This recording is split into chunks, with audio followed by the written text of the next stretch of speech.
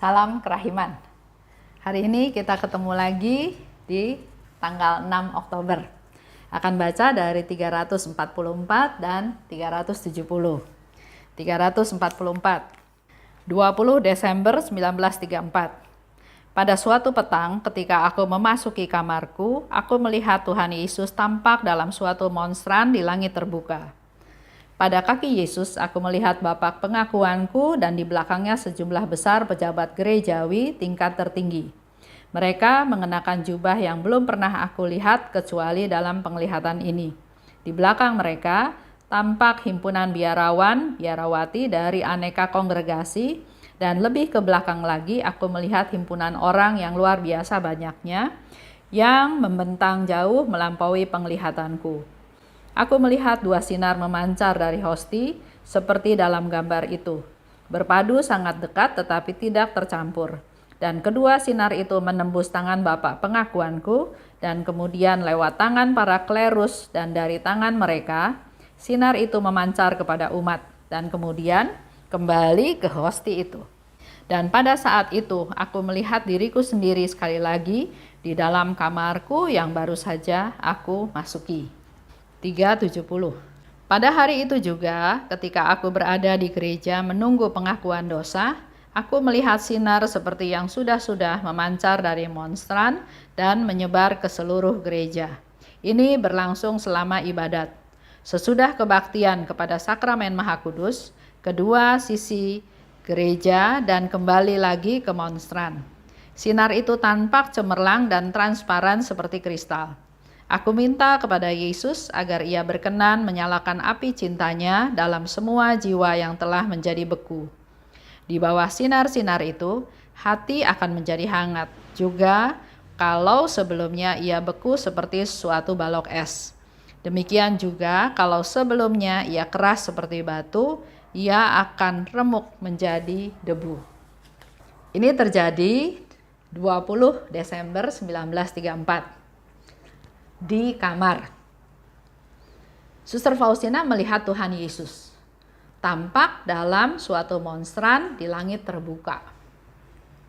Dan pada kaki Yesus dia melihat Bapa pengakuannya. Kemudian di belakangnya ada sejumlah besar pejabat gereja.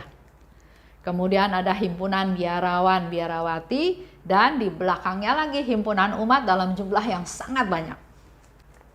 Juga Suster Faustina melihat dua sinar seperti dalam gambar ya.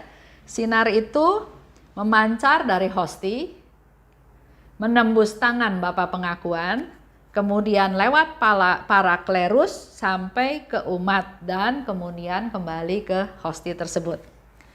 Gambaran ini Bapak Ibu bisa lihat kalau ke Vilnius ya. Ke Vilnius, ke rumah yang dipakai oleh pelukis Eugeniusz Kazimierowski untuk melukis gambar Yesus yang Maha Rahim. Di sana ada juga satu lukisan yang menggambarkan cerita ini. Jadi di situ Suster Faustina melihat satu gambaran ya dari hosti memancar dua sinar, dan sinar ini ada Bapak pengakuan, ada para paus, ada klerus, ada imam, dan belakangnya ada umat yang banyak sekali. Itu ada gambaran seperti itu. Selanjutnya di 370 dikatakan lagi oleh Suster Faustina, waktu aku menunggu pengakuan dosa, melihat lagi sinar yang seperti itu. Dari monstran, memancar, dan kembali lagi ke hosti. Dan penglihatan itu dia katakan berlangsung selama ibadat dalam kebaktian pada sakramen Maha Kudus. Suster Faustina minta pada Yesus untuk berkenan menyalakan api cintanya. Kembali lagi, dia nggak minta untuk diri dia sendiri. Tapi dia minta supaya api cintanya berkobar, supaya api cinta ini bisa menyalakan jiwa-jiwa yang sudah beku. Jiwa yang beku tuh yang dingin, yang kaku, supaya menjadi hangat. Jiwa yang udah keras seperti batu supaya remuk menjadi debu. Contoh ya, ada seorang oma. Oma mungkin sekarang sudah umur 80 tahun lebih. Dia mengalami sakit. Sebelum dia sakit, dia sepertinya punya hubungan yang kurang bagus dengan mertuanya. Ya. Mertuanya juga umurnya panjang, 90 lebih. Ada relasi yang nggak bagus antara menantu sama mertua. Akhirnya si menantu sakit ya, yang 80 tahunan ini sakit. Sampai sakitnya makin parah dan kita-kita yang tahu memberi nasihat supaya si oma yang sakit ini mau memaafkan mertuanya. Mertuanya masih hidup, tapi nggak tahu relasinya begitu rupa. Mertuanya juga nggak nengok menantunya yang sakit, menantunya juga nggak mau maafin mertuanya. Jadi ada kebekuan, ada kemarahan, ada kepahitan barangkali ya. Sampai akhirnya si oma mengalami koma. Hal itu sudah terus terjadi bertahun-tahun. Bahkan sampai sekarang dalam posisi seperti itu. Dari tadinya mertuanya masih hidup, sekarang mertuanya sudah meninggal. Nah, si oma masih dalam posisi koma. Saya pernah tanya sama suster yang jaga, "Suster, sebetulnya oma ini sadar enggak?" Susternya bilang, sadar, tapi sadar sepersekian detik. Karena saya pernah datang berdoa koronka, katakan, "Oma kita doa ya, doa koronka ya." Matanya buka, terus tutup lagi. Jadi saya pikir dia bisa dengar ya. Tapi waktu saya tanya susternya jawab seperti itu. Nah, saya bilang sama anaknya, bisikin ke mamahnya bahwa dia harus bisa melepaskan kepahitan. Mungkin dulu dia sebagai menantu ditindas ya sama mertua, saya nggak tahu ya, tapi ada kepahitan itu yang coba dilepaskan, dibisikin aja supaya dia punya hati yang lega, yang mencair, jangan beku, jangan marah, jangan terus nggak tahu mau dibawa sampai kemana gitu ya.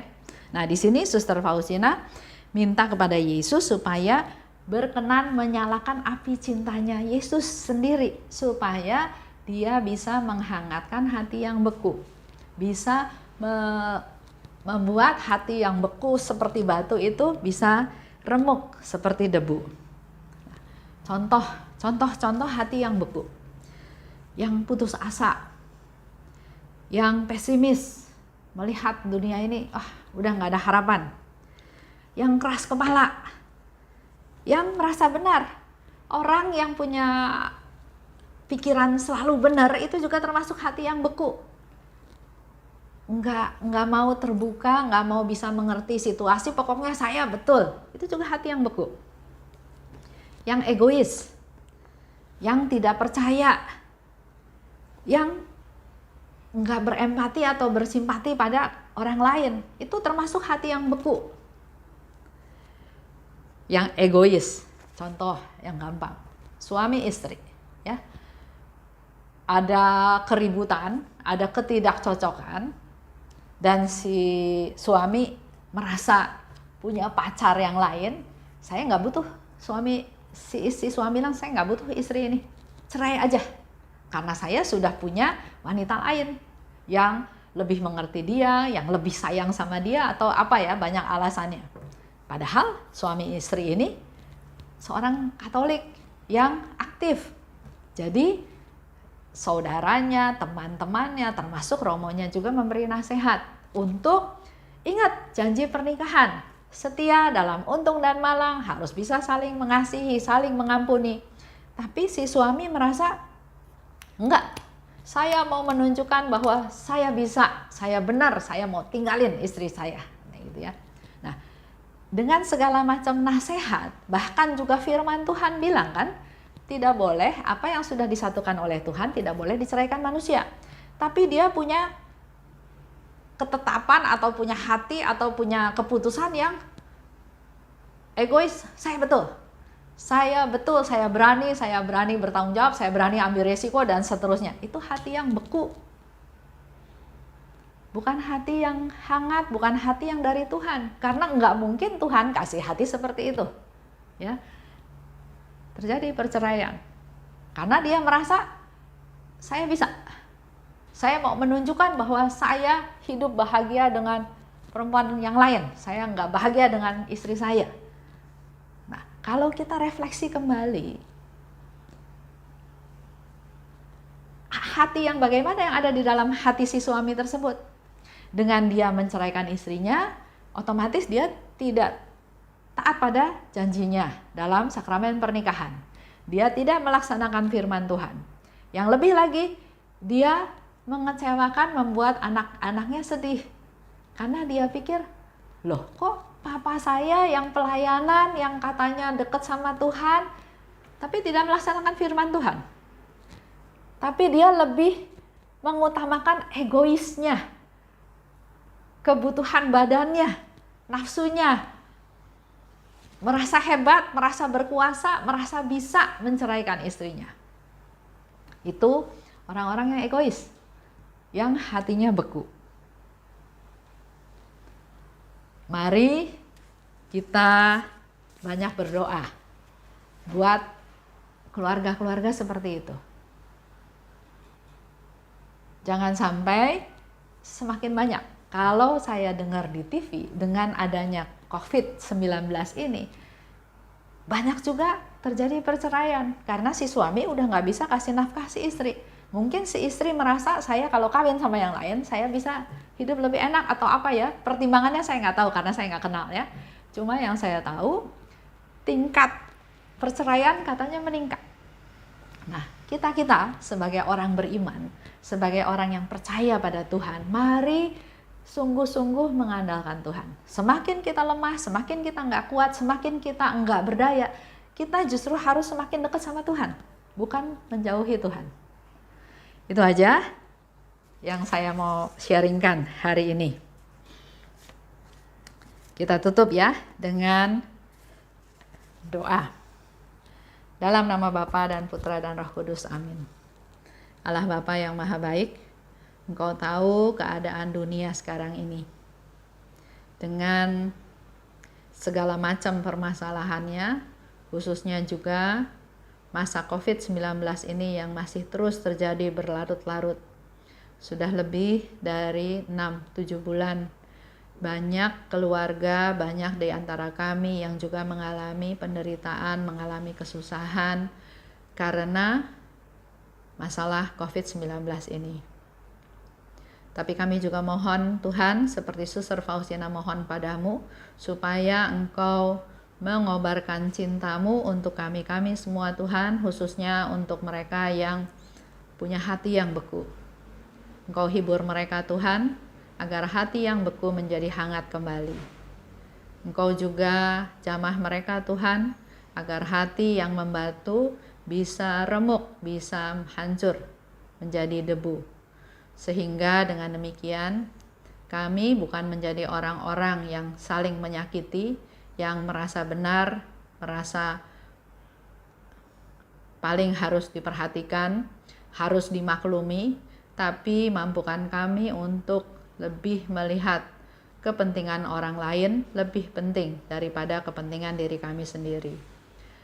Urapi kami Tuhan, kalau kami harus mengalami suatu ujian, mampukan kami untuk bisa mengatasinya dan lulus dalam ujian-ujian tersebut. Semua ini kami serahkan padamu, juga kami serahkan semua keluarga kami masing-masing Tuhan, agar selalu ada dalam perlindungan-Mu. Terima kasih Tuhan, dalam nama Yesus kami berdoa dan bersyukur. Amin. Dalam nama Bapa dan Putra dan Roh Kudus, amin. Salam kerahiman.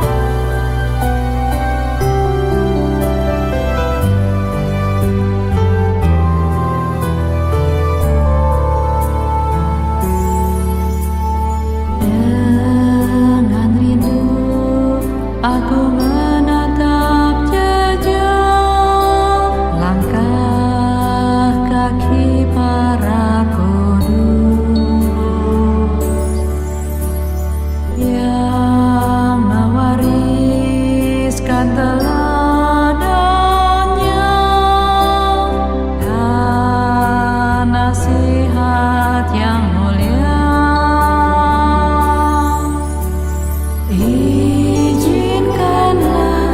aku Tuhan agar